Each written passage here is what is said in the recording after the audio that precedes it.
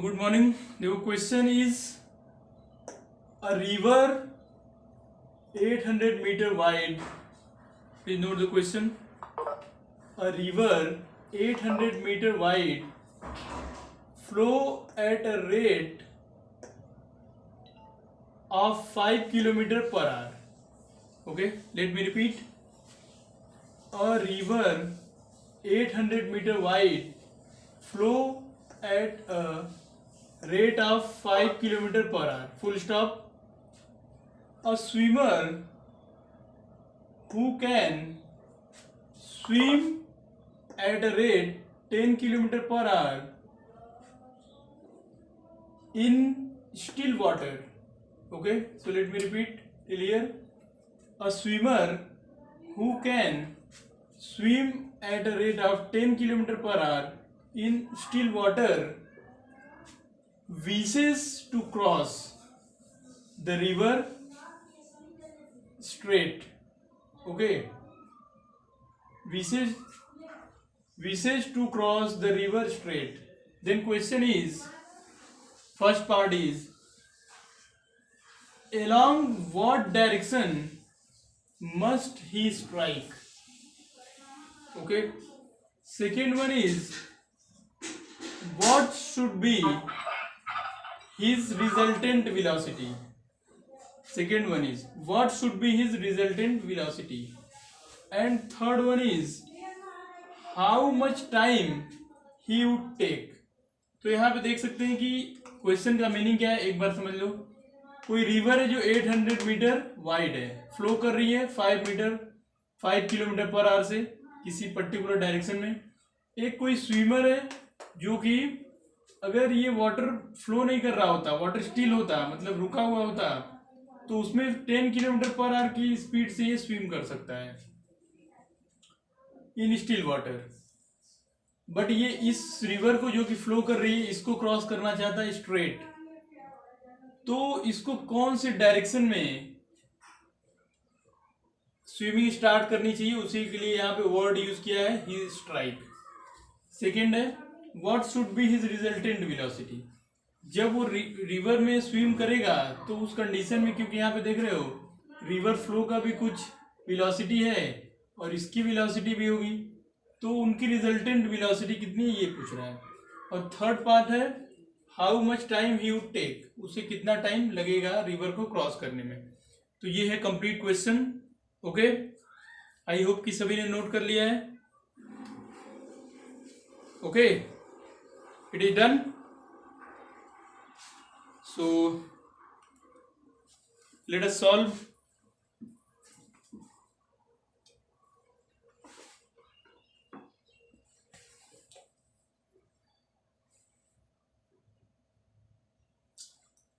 सो अब इस क्वेश्चन को इरेज कर देते हैं. आप सभी के सामने क्वेश्चन है कॉपी में. अब इसको हम सॉल्व करते हैं. आपको भी जो भी डेटा की रिक्वायरमेंट होगी वो कॉपी से आप देखेंगे.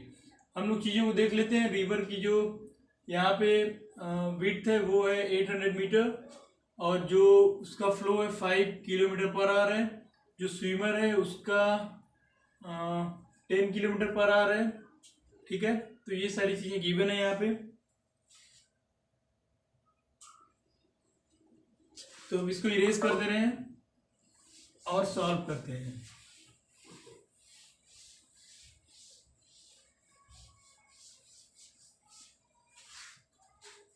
तो देखो डायग्राम ड्रॉ कर लेते हैं हम लोग.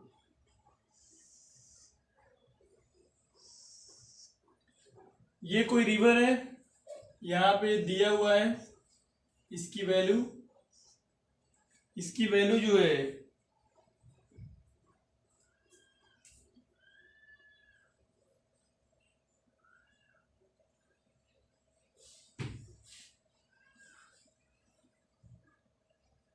अब इसकी वैल्यूज को नोट कर लेते हैं. गिवन क्वांटिटीज क्या क्या है, तो गिवन लिखिए.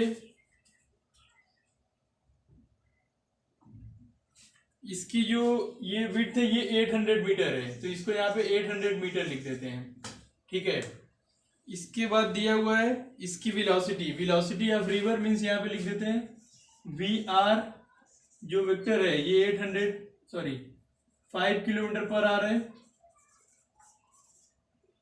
ठीक है, और इसकी डायरेक्शन लिख देते हैं अपने डायग्राम के अकॉर्डिंग। इसकी डायरेक्शन है वेस्ट टू ईस्ट। ओके, हमारे डायरेक्शन के अकॉर्डिंग आप डायग्राम डाउनवर्ड भी बना सकते हैं। हमने जो डायग्राम ड्रॉ किया उसमें रिवर फ्लो को इस डायरेक्शन में हम लोग दिखा रहे हैं। ठीक है, तो यहाँ पे जो फ्लो है वाटर का वो इधर की तरफ है। तो यहाँ पे इसकी जो वेलोसिटी है 5 kilometre per hour from west to east, इस डायरेक्शन में ईस्ट की तरफ। तो यहाँ पे ये है वेलोसिटी वेक्टर वी आर। ठीक है, और इसकी जो टोटल वाइड है, जो रिवर की टोटल विड्थ है वो है 800 मीटर, जैसा क्वेश्चन में दिया हुआ है। जो पर्सन है वो स्टिल वाटर में 10 किलोमीटर पर आवर की वेलोसिटी से स्विम कर सकता है। ठीक है, तो अब देखें, अगर ये पॉइंट पी से स्टार्ट करता है स्विमिंग, और अगर ये यहाँ पे चलता है ऐसे स्विम करना स्टार्ट करता है, और वाटर इस डायरेक्शन में फ्लो कर रही है, तो क्या ये पॉइंट क्यू पे पहुंच जाएगा? क्योंकि ये एकदम स्ट्रेट क्रॉस करना चाहता है रिवर को। तो देखिए, जब यहाँ से ये चलेगा वी स्विमर की वेलोसिटी से सपोज, और यहाँ पे वाटर की वेलोसिटी इधर है, तो ये दोनों, इसके ऊपर जो वाटर का फ्लो का प्रेशर लगेगा उसकी वजह से ये इधर कहीं पहुंच जाएगा। तो ये स्ट्रेट में क्रॉस नहीं कर पाएगा रिवर को। तो इसका मतलब ये हुआ कि अगर इसको पॉइंट पी से क्यू तक पहुंचना है तो इसको किसी इस डायरेक्शन में अप स्ट्रीम इधर की तरफ है, फ्लो कर रही है, तो अप स्ट्रीम मतलब स्ट्रीम के इस डायरेक्शन में, जिससे कि इस पे जब प्रेशर पड़े तो ये क्यू तक पहुंच जाए, इधर कहीं अपना स्विमिंग स्टार्ट करना चाहिए। तो ये एक बेसिक सी बात है जो हम लोग कॉमन सेंस का यूज करके भी समझ सकते हैं। तो यहाँ पे अगर हम देखें तो स्विमर को हम लोग मान लेते हैं कि ये वाली जो लाइन है जिसपे इसको एक्चुअल में पहुंचना है, इसको इनिशियल लाइन सपोज कर लेते हैं। इस लाइन पे पहुंचने के लिए इसको इधर कहीं एंगल थीटा पे स्विम करना स्टार्ट करना चाहिए, ये। ठीक है, और यहाँ पे ये जो वेक्टर है ये वाला, ये वेलोसिटी वेक्टर है स्ट्रीम का, इसको वी आर लिख दे रहे हैं। तो ये हो गया वी आर वेक्टर, और ये इधर चलेगा तो ये कितनी वेलोसिटी से स्विम कर सकता है?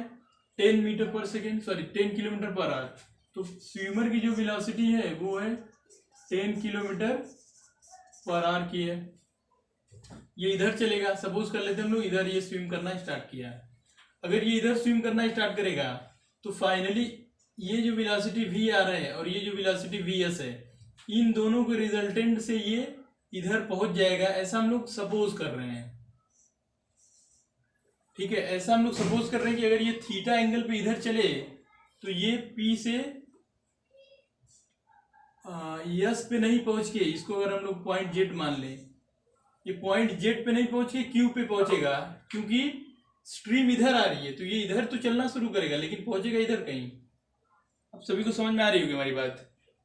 ठीक है, तो अब देखो, अब हम लोग ये लेंगे कि अगर ये जो स्विमर है इसकी वेलोसिटी और ये जो फ्लो है इसकी वेलोसिटी मिला के इन दोनों का रिजल्टेंट पी क्यू पे चला है, इन दोनों का रिजल्ट पी क्यू पे चला है, तो स्विमर पी से क्यू पे पहुंच जाएगा। तो इसका मतलब हम लोग मान लेंगे कि वी एस और वी आर का जो रिजल्टेंट है वो वी है और वो इस डायरेक्शन में है, ऐसा हम लोग सपोज कर लेंगे। क्योंकि अगर ऐसा होगा तभी तो ये क्यू पे पहुंचेगा। ये चला तो इधर था और स्ट्रीम इधर है, अगर इन दोनों का रिजल्टेंट वी हो जाए तो ये पी से क्यू पे आ जाएगा। तो इसका मतलब हम लोग मान लिए कि वी एस और वी आर और वी एस का रिजल्टेंट वी है। ठीक है, तो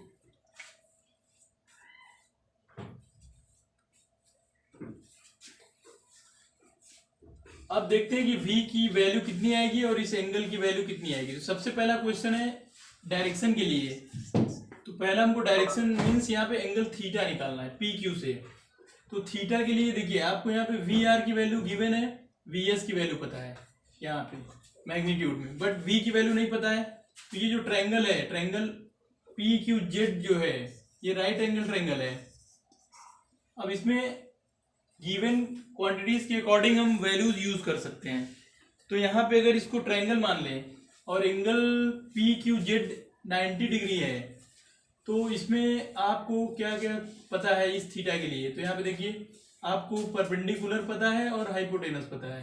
तो इस केस में आप साइन थीटा यूज कर सकते हैं, क्योंकि अगर राइट एंगल ट्रायंगल है उसमें आपको कोई एंगल निकालना है तो आप अपने चॉइस के according different sine cos tan use कर सकते हैं। तो यहाँ पे देखिए हम लोग साइन यूज करने जा रहे हैं। अगर हम लोग लिखें साइन थीटा, तो साइन थीटा की वैल्यू मिलेगी Q Z upon P Z.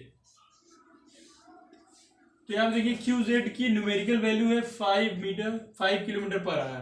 तो यहाँ लिखेंगे 5 किलोमीटर पर आवर, और यहाँ पे वीएस का जो मैग्नीट्यूड है वो है 10 kilometre per our. Direction P Z है, यहाँ पे लिख सकते हैं आप पी टू जेड।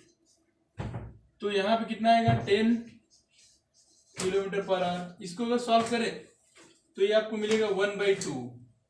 तो आप देख रहे हैं साइन थीटा की वैल्यू 1/2 आ गई। इट मीन्स ये साइन 30 डिग्री को बताता है। तो इट मीन्स यहाँ पे आपका जो थीटा है वो है 30 डिग्री फ्रॉम पी क्यू। तो ये हो गया आपका आंसर। फर्स्ट पार्ट का आंसर हो गया। आप लिखेंगे कि जो स्विमर है उसको अपनी स्विमिंग पी क्यू लाइन से 30 डिग्री पे अप स्ट्रीम, डाउन स्ट्रीम का मतलब स्ट्रीम की डायरेक्शन में इधर, और अप स्ट्रीम का मतलब कि उसके अपोजिट, स्ट्रीम इधर आ रही है तो इधर चलने की कोशिश कर रहा है। तो यहाँ पे और लिख सकते हैं आप from theta is equal to 30 degree from P Q to upstream लिखेंगे। पी क्यू से इधर भी 30 डिग्री हो सकता है। तो यहाँ पे देखिए, हेलो, अभी आ रही है आवाज? सर, हाँ सर आपकी आवाज नहीं आ रही सर। अब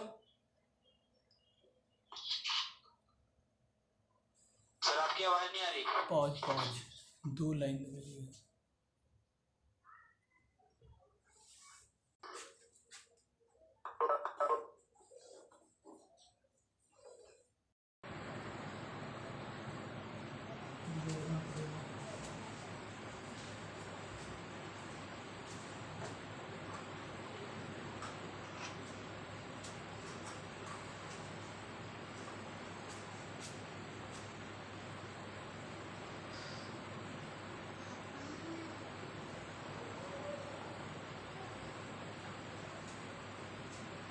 ओके देन देखो यहाँ पे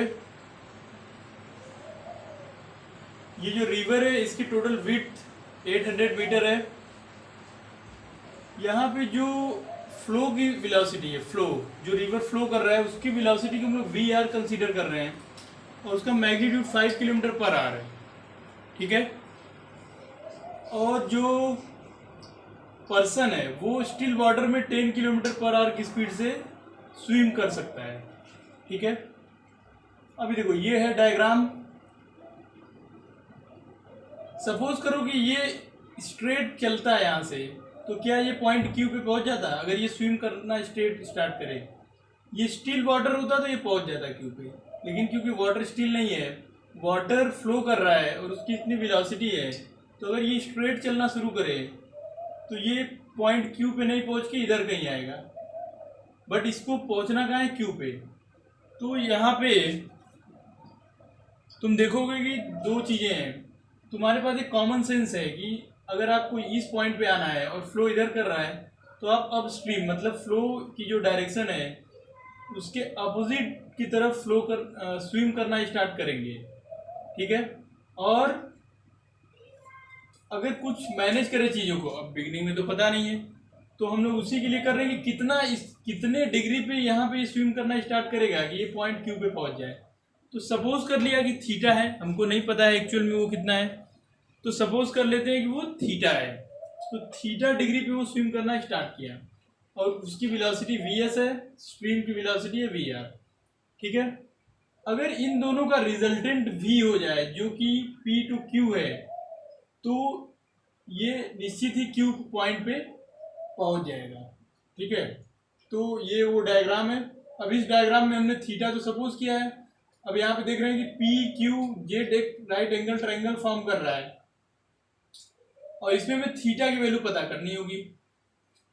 तो थीटा की वैल्यू पता करने के लिए आपको इस ट्रायंगल में क्यू जेड और पी जेड की वैल्यू पता है। आप देख रहे हैं ये राइट एंगल ट्रायंगल है जिसमें पी क्यू जेड ये वाला एंगल 90 डिग्री है। तो जब ये एंगल 90 है तो आपको थीटा की वैल्यू फाइंड आउट करने के लिए आपके पास है परपेंडिकुलर और हाइपोटेनस। तो आप यहाँ पे इस ट्रायंगल में साइन थीटा यूज करेंगे और साइन थीटा की वैल्यू यूज करके आप यहाँ पे 5/10 कर देंगे इसको, क्योंकि 5 इसकी परपेंडिकुलर की वैल्यू है और 10 है ये हाइपोटेनस। तो ये आएगा 1/2 और जो 1/2 वैल्यू होती है वो साइन 30 की होती है, हम सभी को पता है। तो यहाँ पे आपका आंसर हो जाएगा theta is equal to 30 degree from P Q, ये जो लाइन पी क्यू है। ओके,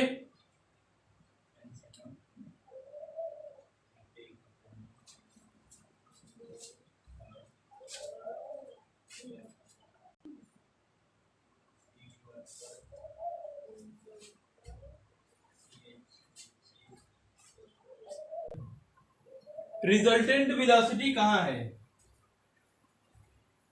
तो ध्यान से देखो, इस डायग्राम में रिजल्टेंट वेलोसिटी जो है वो v है। vs और vr का रिजल्टेंट v है। अब यहां देखो कैसे v है, पहले इस पार्ट को हम इरेज कर दे रहे हैं।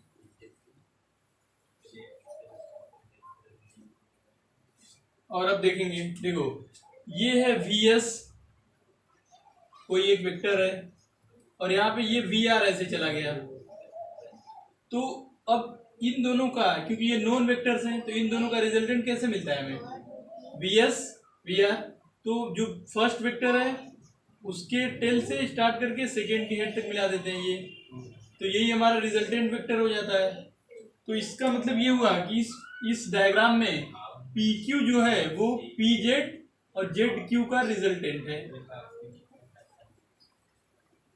तो रिजल्टेंट वेलोसिटी है, क्योंकि ये दोनों वेक्टर रिजल्ट वेलोसिटी हैं, तो इनका रिजल्टेंट जो होगा वो रिजल्टेंट वेलोसिटी होगा। तो सेकेंड पार्ट हमारा आएगा रिजल्टेंट वेलोसिटी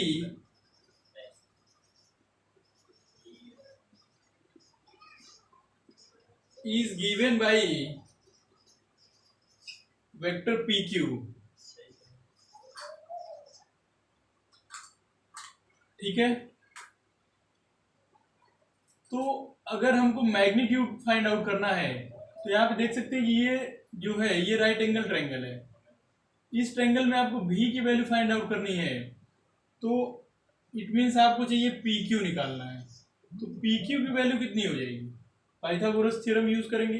रिजल्ट अगर आप वेक्टर फॉर्म में लिखेंगे तो लिखेंगे vs plus vr is equal to v, but यहाँ पे हमको तो इसका मैग्नीट्यूड चाहिए, डायरेक्शन से हमें नहीं, वेक्टर फॉर्म में हमें नहीं लिखना है, हमको इसका मैग्नीट्यूड चाहिए कि इतना कितना फास्ट ये ट्रेवल कर रहा है या कितना फास्ट स्विम कर रहा है।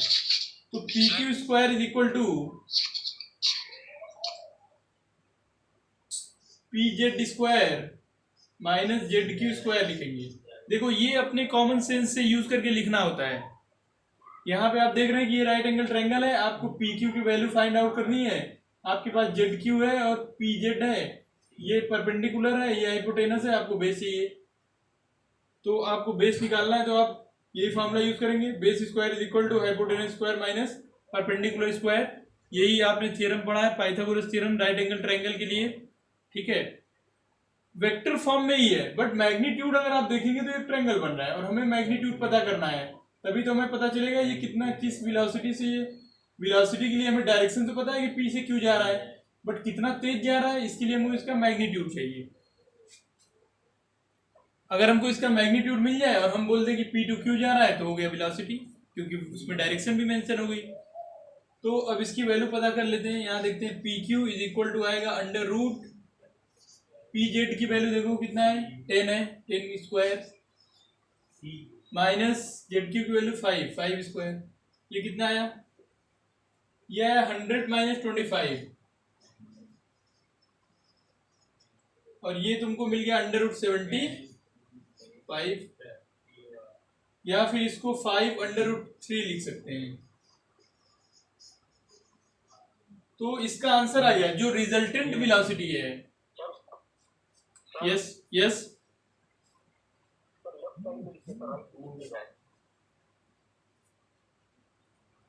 हाँ सर इधर स्पेस खाली है सर, लेफ्ट साइड में लिख दीजिए सर, राइट में दिखाई नहीं दे रहा है। अच्छा अब देखो, हाँ सर अब ठीक है। 1 मिनट रुक जाओ।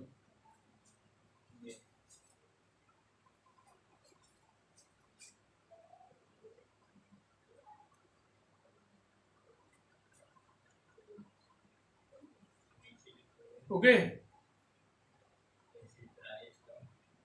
हाँ सर ठीक है अब एकदम।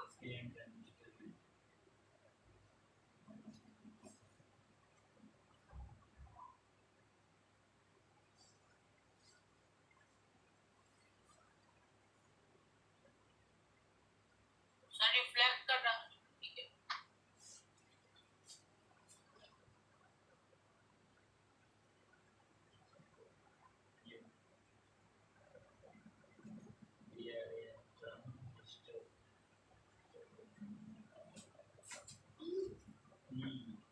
सही है सर, आगे बताइए।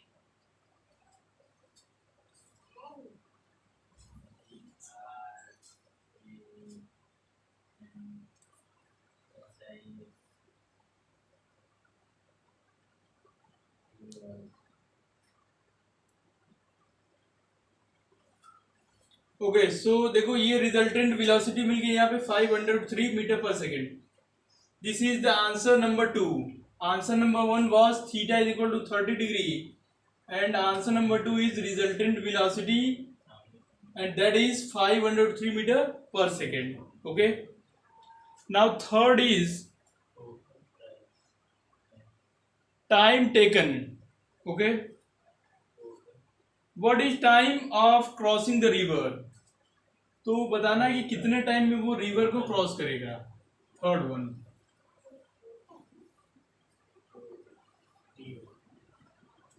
तो अब देखो एक्चुअल में ये पर्सन कितने वेलोसिटी से और किस डायरेक्शन में ट्रेवल कर रहा है या स्विम कर रहा है। तो देखो ये तो खुद कर रहा था 10 किलोमीटर पर आवर से, स्ट्रीम है 5 किलोमीटर पर आवर। इन दोनों को इफेक्ट की वजह से इसकी रिजल्टेंट वेलोसिटी हो जा रही है v from p to q और इसका मैग्नीट्यूड हो रहा है 5/√3 किलोमीटर पर आवर हो रहा है। तो अगर ये स्टिल वाटर होता तो इसकी स्पीड इतनी होती, बट इसके इफेक्ट से इसकी वेलोसिटी इतनी हो जा रही है और फ्रॉम p टू q, और इसकी तो विड्थ है वो भी p टू q 800 मीटर है। तो अगर हम ध्यान से देखें तो ये टोटल जो जर्नी है अपनी, जो स्विमिंग की जर्नी है वो 503 मीटर किलोमीटर पर आवर से कंप्लीट करेगा Q से लेके P से लेके Q तक। तो मतलब कि ये जब स्टार्ट करेगा अपना स्विमिंग तब से ही और Q तक जब चलेगा तब तक इसकी जो रिजल्टेंट वेलोसिटी होगी वो होगी 503 kilometre per hour from P to Q, और P टू Q ये कितना डिस्टेंस चलेगा 800 मीटर। तो यहाँ पे जो इसको टाइम लगेगा वो लगेगा time is equal to distance upon speed या फिर वेलोसिटी बोल सकते हो, और डिस्टेंस कितना है 800 मीटर है और स्पीड कितनी है 5/3। तो यहाँ पे अगर तुम इसको सॉल्व करोगे, यहाँ पे मीटर पर सेकेंड किलोमीटर में है ये, तो इसको चेंज करना होगा पहले हमें। यहाँ पे डायरेक्ट इसको यूज नहीं कर पाएंगे क्योंकि यहाँ पे मीटर में दिया हुआ है और हमारी जो वेलोसिटी है वो किलोमीटर पर आवर में है। तो इसको चेंज कर लीजिए, v is equal to 5/3 kilometre per hour है। इसको अगर आप चाहें तो मीटर पर सेकेंड में चेंज कर सकते हैं बाई मल्टीप्लाइंग 5/18। ओके, तो यहाँ पे इसको चेंज कर लीजिए।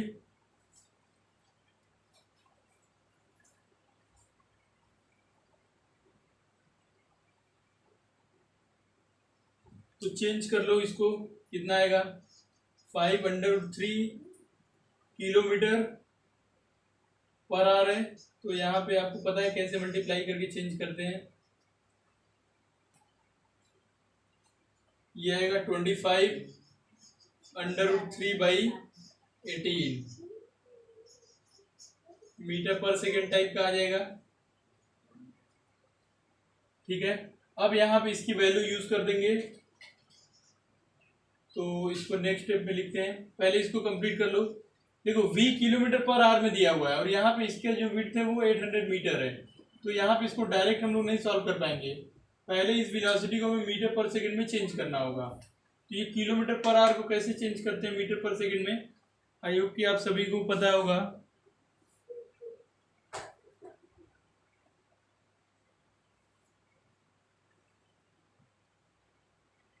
रोहित तेरी आवाज नहीं आ रही सही से। एक मिनट, आएगी।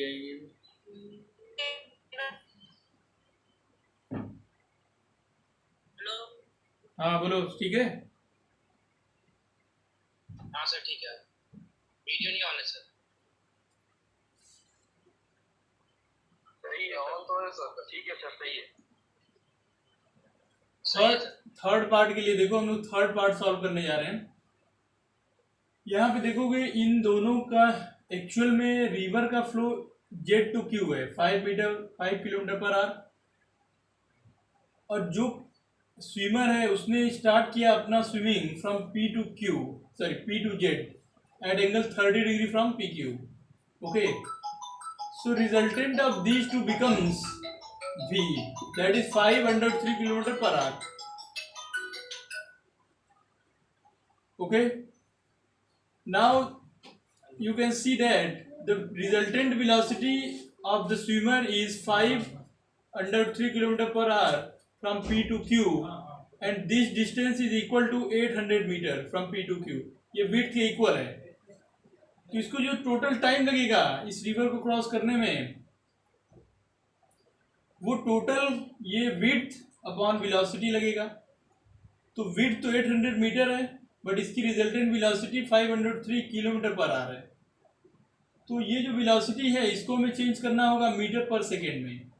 तो यहाँ पे इसको चेंज करेंगे 503 को मीटर पर सेकेंड में, इसके लिए मल्टीप्लाई करेंगे 5/18 से।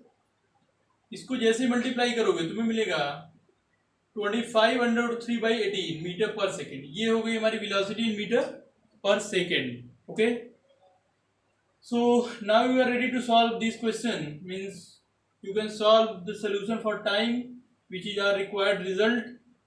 So let's see, use this value in this equation, that is time is equal to distance upon velocity. So let me erase this part.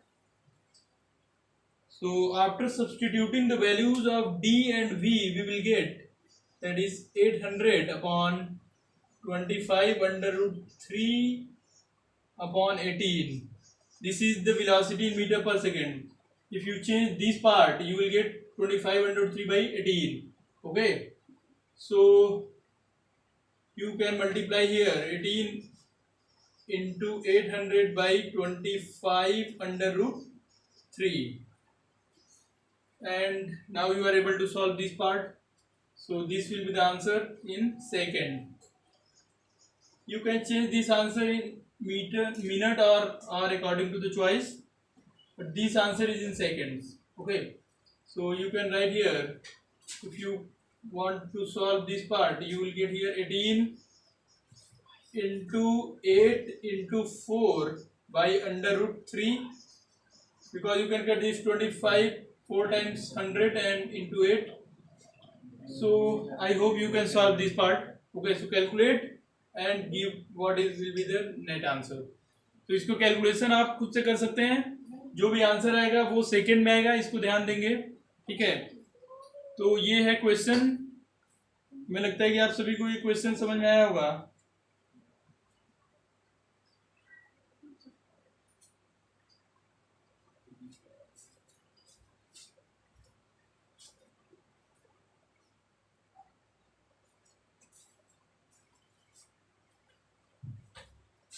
तो इसको कंप्लीट कर लीजिए, इसका आंसर यहाँ पे लिखिएगा सेकंड में। ठीक है, और ऐसे ही बहुत सारे क्वेश्चन बुक में दिए हुए हैं, उसको सॉल्व करेंगे।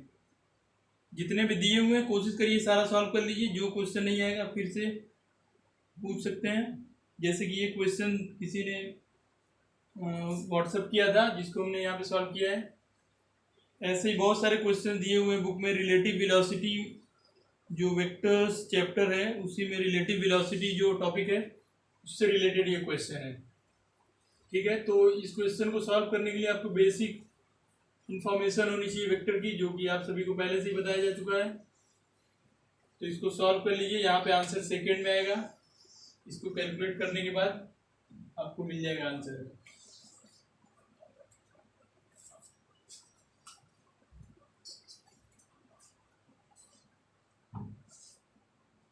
सर बोलो।